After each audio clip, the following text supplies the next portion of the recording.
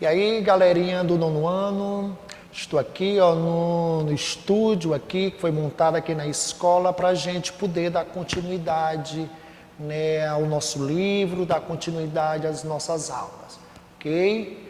E o momento, né, o momento está exigindo essas aulas, nessas aulas online, justamente para que a gente possa, né, trabalhar todo o conteúdo proposto pelo nosso livro. Espero que todos vocês estejam bem mesmo, de verdade. O professor Eduardo Moura, estou aqui justamente para ministrar essas aulas. Também estou muito bem, graças a Deus. E o conteúdo da aula de hoje vai ser a crise de 1929.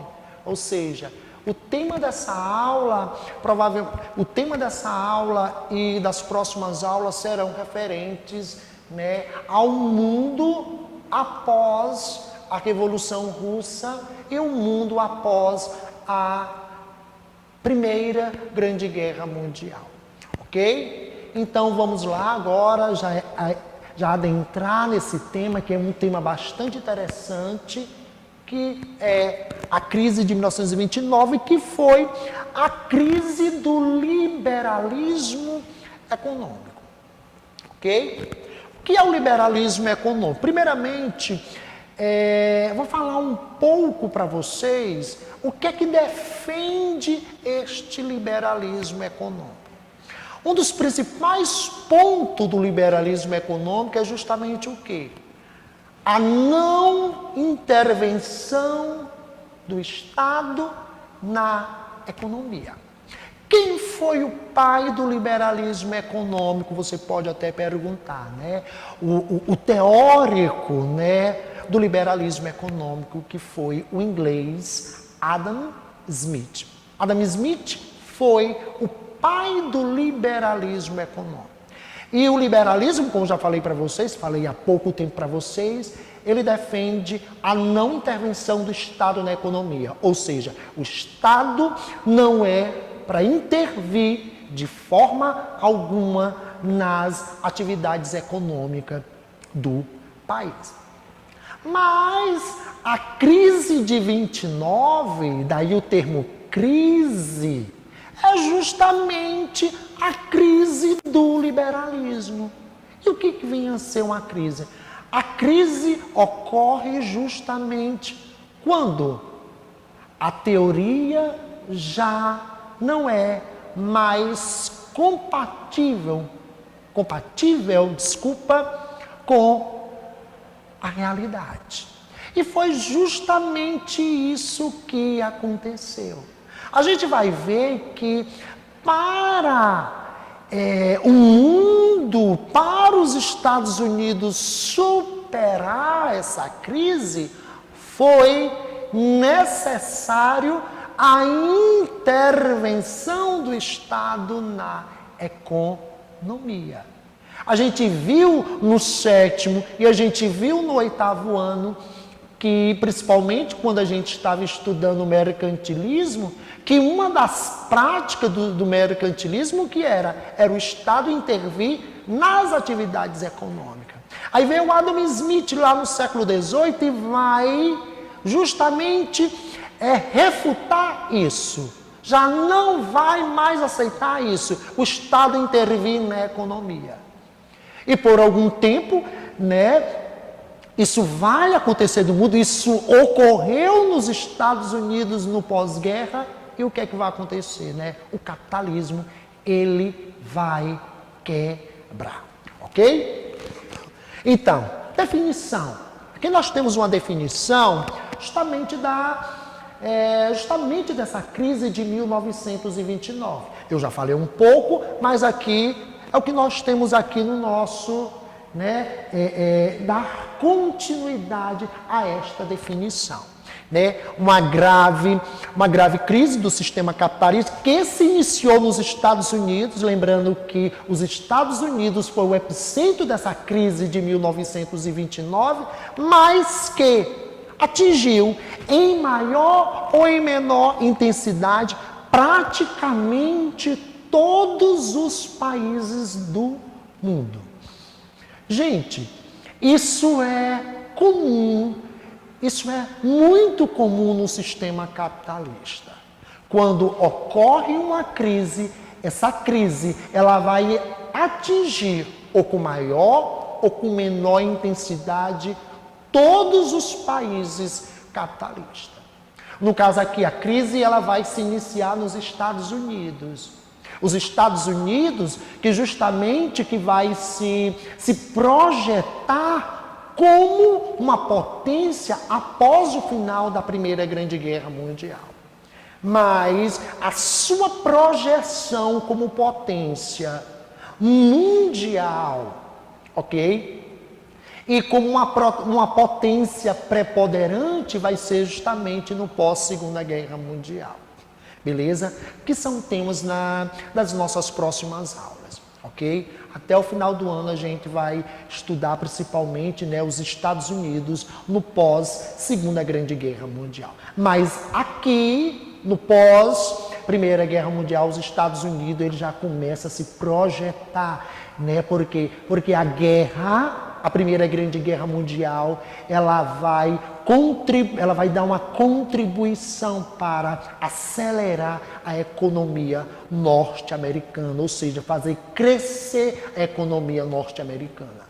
Por isso que os Estados Unidos, já nesse pós-guerra da primeira metade do século XX, ele já se projeta como uma grande economia. Ok? Beleza? Então, a propagação da crise deve-se ao grau de integração das economias centrais e periféricas capitalistas do mundo.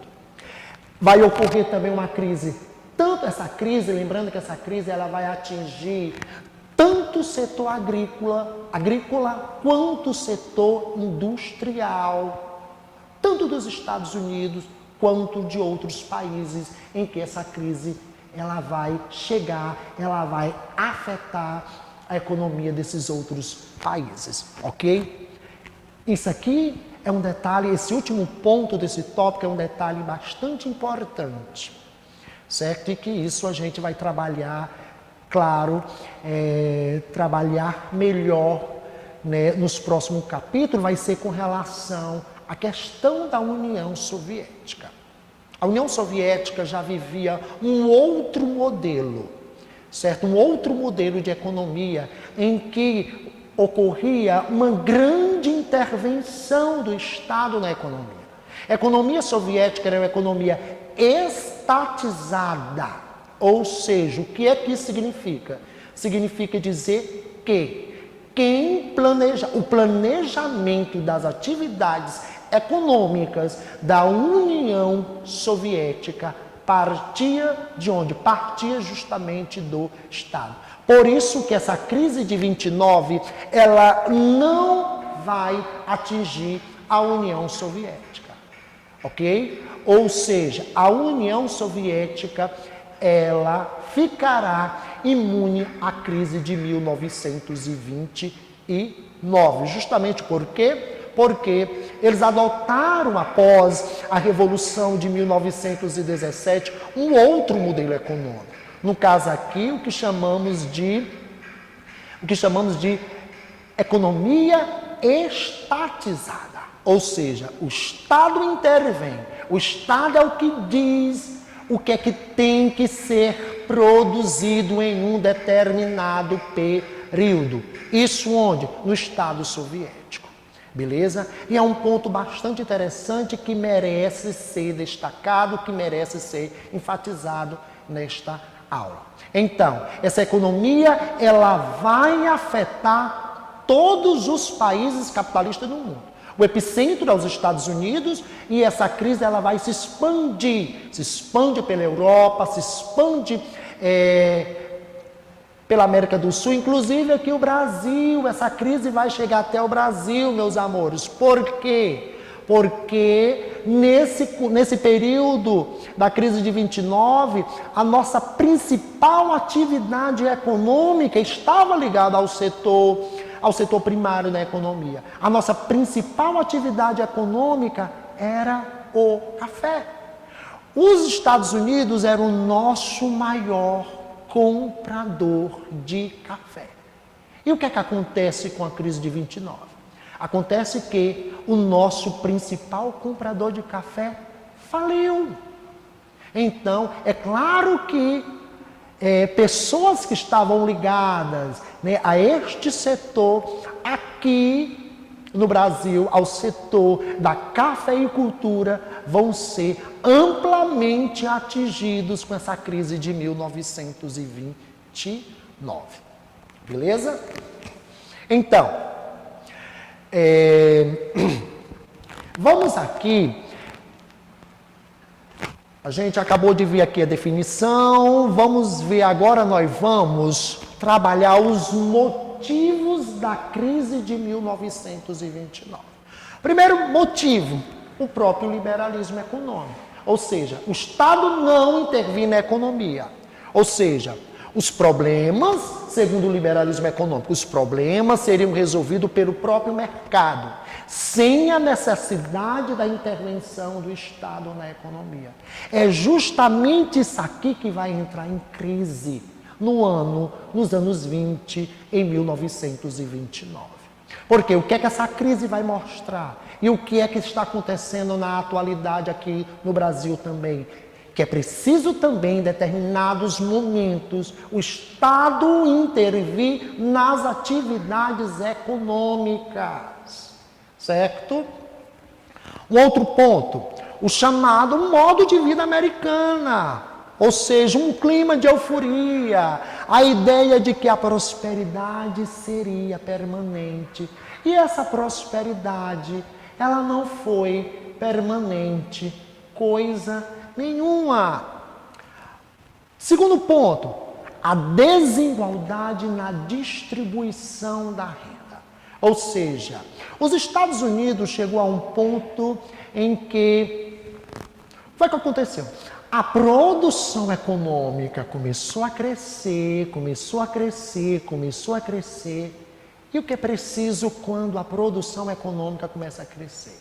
É preciso mercado. E quem que forma o mercado? Somos nós. Então, o que era que estava acontecendo? As fábricas produzindo muito e os salários da classe trabalhadora, né, das forças produtivas, não estava no mesmo ritmo do aumento da produção econômica. Ou seja, o poder de compra da classe trabalhadora estava diminuindo a cada dia. E isso foi um dos fatores que contribuíram para essa crise de 1929. Segundo fator, aliás, o quarto fator, o subconsumo, ou seja, contratação do mercado interno limitado e o mercado externo arrasado. Vou explicar isso aqui para vocês. O que é que acontece? Quando ele fala em mercado interno limitado, é justamente por conta que a classe trabalhadora não está com um salário que esteja acompanhando o desenvolvimento econômico do país. Ou seja, as indústrias, o campo estão produzindo muito. Mas está acontecendo o quê? A classe trabalhadora não está ganhando suficientemente bem, como a classe trabalhadora dos Estados Unidos, formada por milhões de operários, né? Que é a força produtiva, que são esses operários que produzem a riqueza de qualquer país, é a classe trabalhadora. Ok? E eles não estavam ganhando para poder consumir o que as indústrias estavam produzindo. Por quê? Porque era necessário que eles ganhassem um salário que pudesse consumir mais. Por quê? Porque isso eles iriam consumir e isso, é claro, iria amenizar, né? Iria começar a diminuir os estoques das fábricas. Beleza? E uma outra coisa, a questão do mercado externo. Lembrando que em 1929, A Primeira Grande Guerra Mundial acabou em 1918. Então, vários países europeus já estavam começando a dar sinal de recuperação econômica. Então, passaram o quê? Passaram a comprar menos dos Estados Unidos, a importar menos dos Estados Unidos. Olha, presta atenção como isso é legal.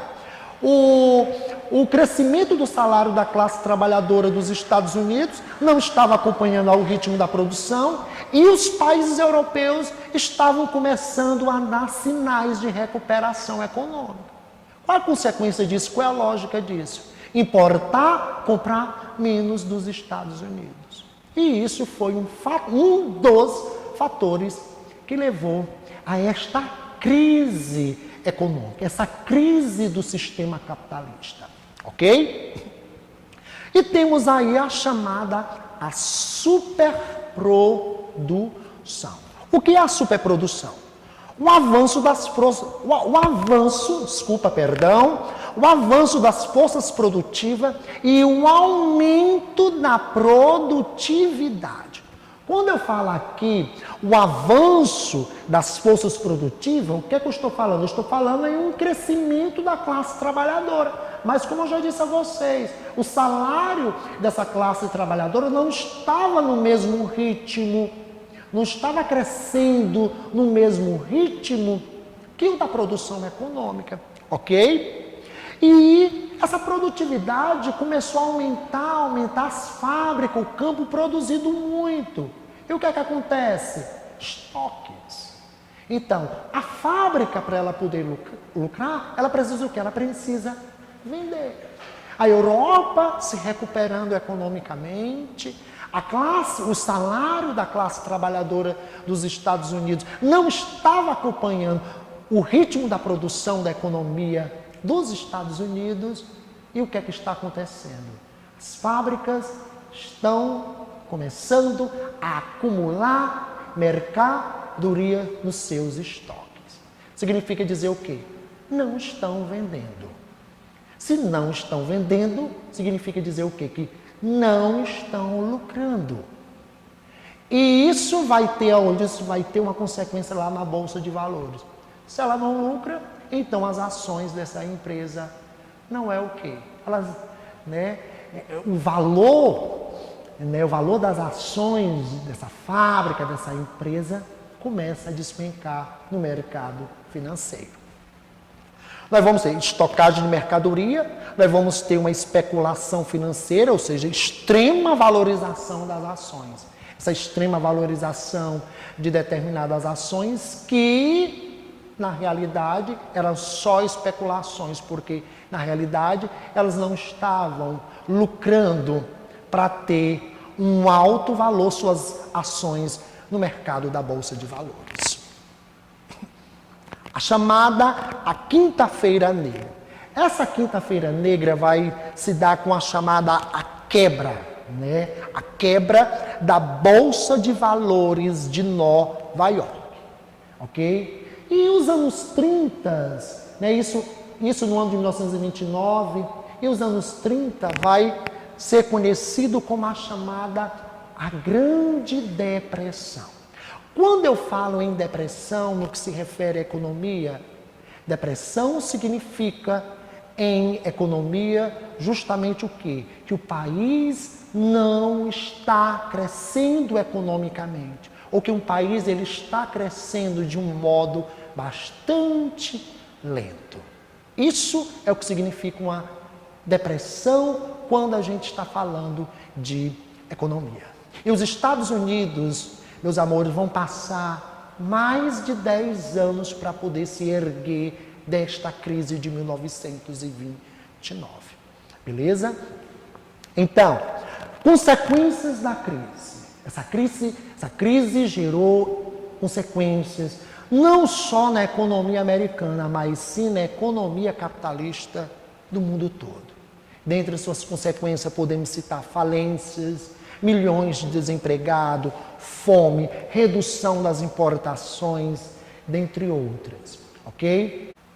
Então, na próxima aula, vou dar continuidade a esse mesmo tema e já partindo para o outro tema que vem a ser o fascismo, Na próxima aula, no que se refere à crise de 29, eu vou trabalhar com vocês o New Deal, ou seja, o que foi que o Estado norte-americano fez para que o país saísse dessa crise de superprodução. Então, um abração aí virtual a todos vocês, espero que vocês todos estejam bem, ok? E até a nossa próxima aula.